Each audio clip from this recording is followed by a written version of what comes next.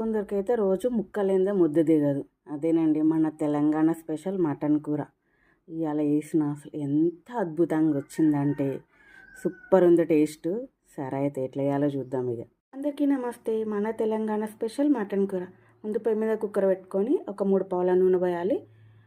కొంచెం non veg కదా, కొంచెం ఎక్కువనే ఉండాలి. తర్వాత ఒక బిర్యానీ ఆకు, కొంచెం సాజీర వేయాలి, ఉల్లిగడ్డ, 4 పచ్చిమిరపకాయలు, అవన్నీ మంచిగా గోలినాక కొంచెం అల్లం వెల్లిపాయ పేస్ట్, తర్వాత కొంచెం పసుపు వేసి మంచిగా కలుపుకోవాలి.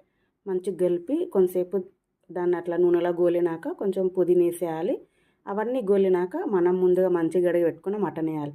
మటన్ వేసాక మటన్ నీళ్ళు ఇప్పుడే పోయకుండా కొంతసేపు ఉడికించుకోవాలి.